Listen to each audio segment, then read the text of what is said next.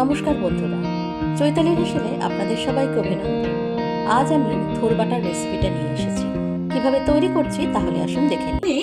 আমি একটা থোরকে খুব ভালোভাবে ঝিরিঝিরি করে কেটে নুন মাখিয়ে রেখে দিয়েছি। এরপরে নেক্সট স্টেপে আসছি।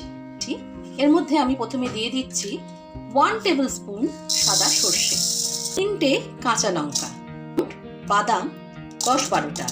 আমন বাদামটাকে হাফ কাপ গরম জলে প্রথমে ভিজিয়ে রেখেছি, তারপরে খোসা ছাড়িয়ে সেই আমন্ড বাদামটা দিলাম।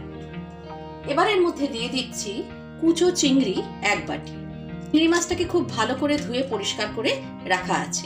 এবার এই 4টি উপকরণকে একসঙ্গে ব্লেন্ড করে নিচ্ছি। এখন মশলাটা বাটা হয়ে গেছে। এরপর আমি নেক্সট স্টেপে আসছি। আমি নারকেল কোড়ানো নিয়েছি, হাফ মালা নারকেলটাকে কুড়িয়ে নিয়েছি। এবার এই নারকেলটাকে হাতের সাহায্যে আমি এইভাবে মেখে নিচ্ছি, যাতে নারকেলটা খুব সুন্দরভাবে সফট হয়ে যায়। এবং নারকেলটাকে খুব ভালোভাবে মেখে নিয়েছি। এরপরে নেক্সট স্টেপে আসছি। এবার আমি একটা কড়া নিয়ে নিলাম, কুচিয়ে রাখা থোরটাকে আমি দিয়ে দিচ্ছি। এবার এর মধ্যে দিয়ে দেব 2 কাপ জল। এবার গ্যাসের সুইচটাকে অন করে খুব ভালোভাবে আমি থোরটাকে ভাপিয়ে, আমি মিডিয়াম টু লো ফ্লেমে রেখেছি, রেখে ভালোভাবে ভাপিয়ে নিচ্ছি। 5 মিনিট মাত্র ভাপানো হয়েছে। এই অবস্থায় আমি এর মধ্যে দিয়ে দিচ্ছি হাফ চামচ হলুদ গুঁড়ো। নুন দিচ্ছি না, যেহেতু নুন দিয়ে আমি মাখিয়ে রেখেছিলাম, সেই জন্য নুনটা আমি আর দিলাম না। হলুদটাকে মাখিয়ে নিলাম, নিয়ে এটাকে আরো 5 মিনিটের জন্য আমি আবার একটু ভাপাতে বসিয়ে দিচ্ছি। খুব সুন্দরভাবে থোরটা সেদ্ধ হয়ে গেছে। এবার আমি এইভাবে থোরটাকে তুলে বের করে দেখাচ্ছি আপনাদের। একদম সফট হয়ে গেছে থোরটা, একদম মিশে যাচ্ছে। এই অবস্থায় আমি গ্যাসের সুইচটাকে বন্ধ করে দিচ্ছি আর থোরটাকে ঠান্ডা করবার জন্য একটা থালায় ছড়িয়ে দিচ্ছি। আমি একটা মিক্সিং জার নিয়েছি, যে থোরটাকে আমি ভাপিয়ে রেখেছিলাম সেটাকে ঠান্ডা করে নিয়েছি। এবার এই ঠান্ডা করা থোরটা আমি মিক্সিং জারে দিয়ে এটাকে খুব ভালো করে ব্লেন্ড করে নিচ্ছি। দেখুন থোরটা বাটা হয়ে গেছে। এরপর আমি নেক্সট স্টেপে আসছি। আমি একটা কড়া নিয়েছি, গ্যাসটাকে অন করে দিয়েছি। এর মধ্যে দিয়ে দিচ্ছি 1 টেবিল স্পুন সর্ষের তেল। তেলটাকে খুব ভালোভাবে গরম করে নিচ্ছি। এটা খুব সুন্দরভাবে গরম হয়ে গেছে। এবার এর মধ্যে দিয়ে দিচ্ছি 1 চামচ কালো জিরে আর দিচ্ছি 3টে শুকনো লঙ্কা। এবার কালো জিরে আর শুকনো লঙ্কাটাকে 10-15 সেকেন্ড খুব ভালোভাবে ভেজে নিচ্ছি। শুকনো লঙ্কাটার রংটা চেঞ্জ হয়ে গেছে, কালো জিরেটা খুব সুন্দরভাবে ভাজা হয়ে গেছে। এই অবস্থায় এর মধ্যে আমি দিয়ে দিচ্ছি বেটে রাখা থোরটা। কিন্তু একদম লো ফ্লেমে রাখা আছে।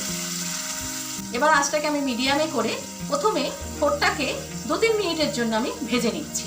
এখন থোরটাকে 3 মিনিট ধরে আমি ভালোভাবে ভেজে নিলাম। এবার এর মধ্যে যে মশলাটা তৈরি করেছিলাম সেই মশলাটা দিয়ে দিচ্ছি।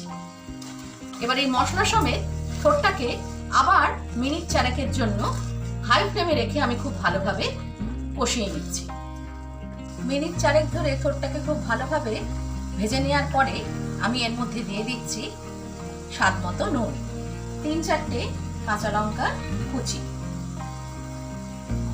এবার আমি নুনটা আর কাঁচা লঙ্কাটাকে থোরের সঙ্গে মিশিয়ে নিচ্ছি। আঁচটা কিন্তু আমি একদম হাই ফ্লেমে রেখেছি। এখন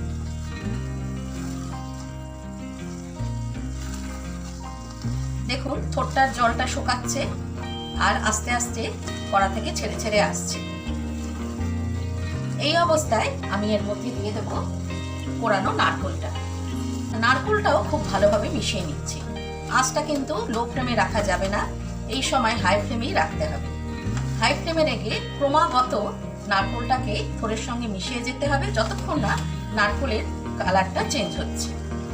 দেখুন থোরটা খুব সুন্দরভাবে মজে গেছে, মশলা সমেত একদম ছেড়ে ছেড়ে উঠে আসছে।